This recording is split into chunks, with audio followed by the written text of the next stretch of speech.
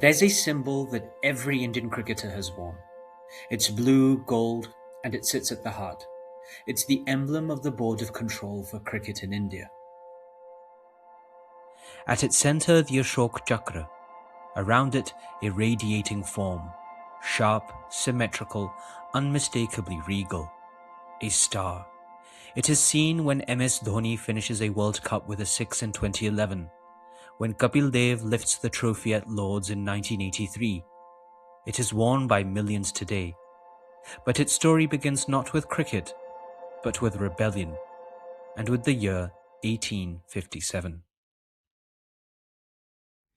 In May 1857, sepoys rose in Meerut against the East India Company.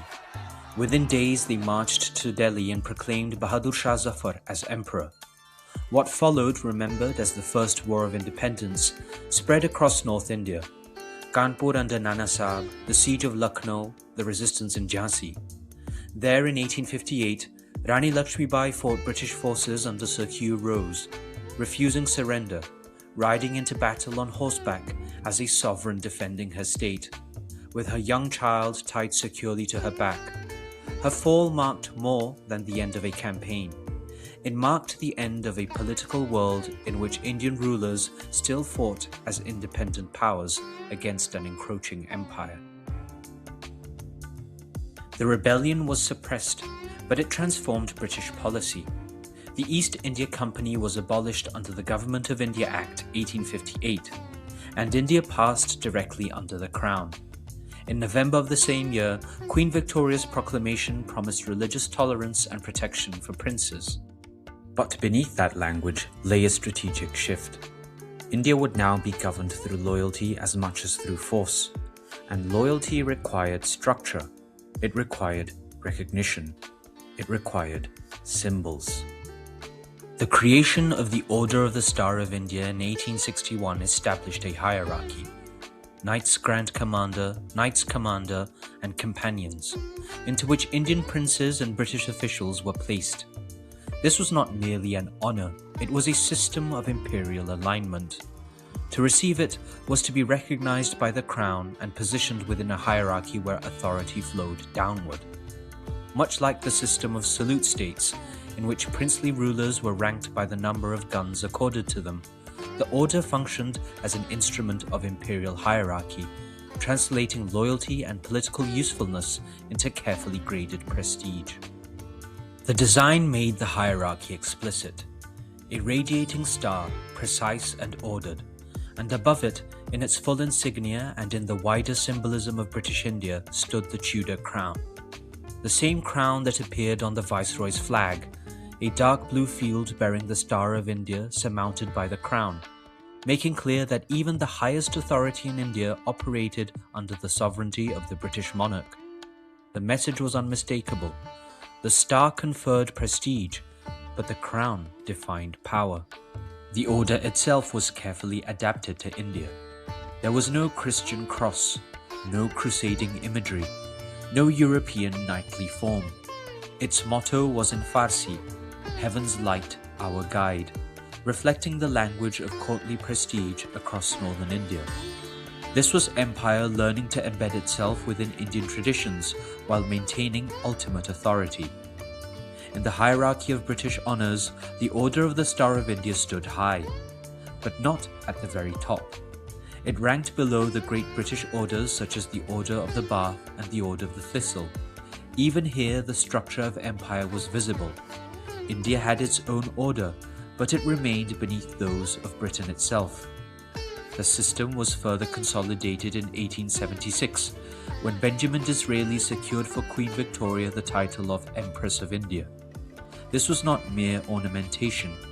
It formalized the imperial order that had emerged after 1857, the crown at the apex, the princes beneath it. The Star of India was one of the clearest symbols of that relationship. Its recipients mapped the reach of empire.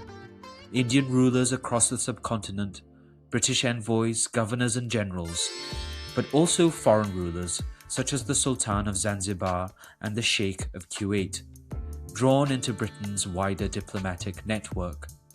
Only 3 women were ever admitted, among them the Begum of Bhopal.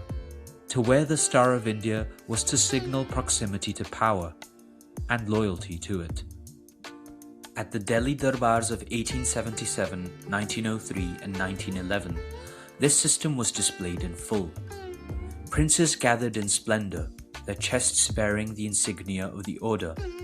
These were not simply celebrations, they were carefully staged affirmations of imperial hierarchy, where India was arranged, ranked, and bound beneath the crown. At the Delhi Darbar of 1911, even Sayaji Rao Gaikwad III, the Maharaja of Baroda, whom the British had styled the Persian title of Farzand-e-Khas-e-Daulat Inglishiya, the favoured son of the English government, and honoured with the Order of the Star of India, offered only the briefest bow to King George V, then turned away without the full ritual of submission.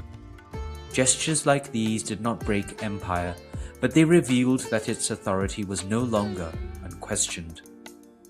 History moved, nationalism grew, and the language of loyalty began to weaken. But still the insignia endured, carried into the final phase of British rule. In March 1947, Louis Mountbatten arrived in Delhi as the last Viceroy and the last Grand Master of the Order. Mountbatten was known for his flair, meticulous, image-conscious, and not indifferent to the display of rank and decoration. His arrival followed the full ceremonial tradition of empire, and on his chest, among his decorations, was the Star of India, still worn with the authority it had long symbolized. But the moment had changed. Independence negotiations were already underway. The empire was nearing its end. Mountbatten continued to wear the insignia at formal occasions in those final months, but it had become something else. No longer a living instrument of imperial order, but the last visible trace of it. On 15th August 1947, India became independent. The empire ended. The order was not abolished, it simply ceased. No new members were appointed. Its surviving holders passed away over time.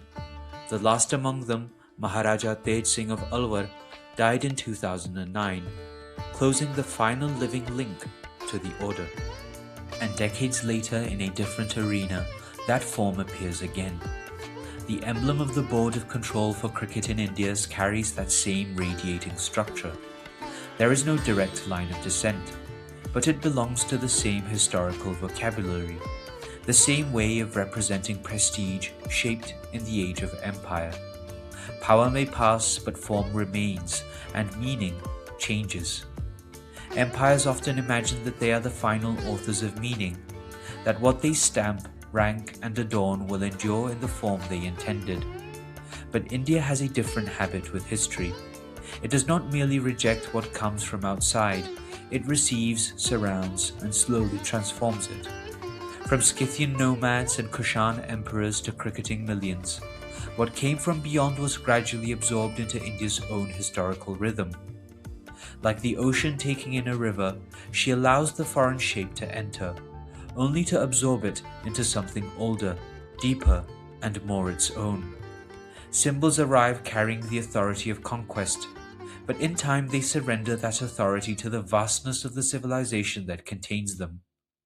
What was once imperial can become Indian. What once announced subordination can, after passage through the long memory of this land, emerge speaking an entirely different language. In India, even inherited norms are not left unchanged. They are digested by history, claimed by culture, and made to serve a new center of meaning. Today the center has changed. Where once there was a Tudor crown signifying authority flowing from a distant monarch, there is now the Ashok Chakra, drawn from the bowels of Indian history and placed at the heart of the Indian flag. A Dharma Chakra, not merely power, but power bound to order, law, duty, balance, and the moral rhythm that sustains Indian civilization. And in independent India, the very language of honor was reimagined. New systems of recognition emerged.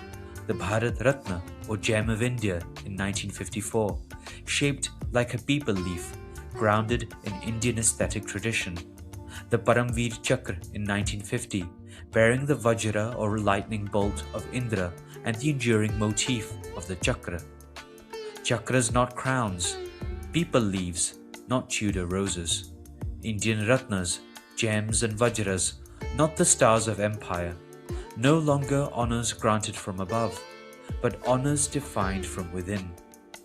Cricket completes the transformation. Once governed by England, once dependent on English authority, even for hosting global tournaments, India gradually took control. The 1987 Cricket World Cup hosted in India marked the first time the tournament left England. From that point onward, the balance shifted. The BCCI grew into the most powerful institution in world cricket. The star became Indian. It was here when Gavaskar defied West Indian fast bowlers, when Tendulkar crossed 10,000 ODI runs, when Dravid stood like a wall, when Kumble took 10 in an innings, when Yuvraj sent 6 balls into the stands, when Kohli mastered the chase, and when Bumrah's Yorkers shattered the base of the stumps. And so the meaning of the star has reversed. Once it stood beneath the Tudor crown, marking those who received honour from empire, who were bound into a system of loyalty and hierarchy that stretched from Delhi to London, from Zanzibar to Kuwait. Today that star-like emblem is worn by millions of Indians, not beneath a crown but around the Ashok Chakra. The same visual image, once tied to empire, to Disraeli's imperial vision, to distant courts and foreign rulers, now sits on the chest of a nation that commands the very game it had once inherited. Once the star had marked submission. Today, it marks command.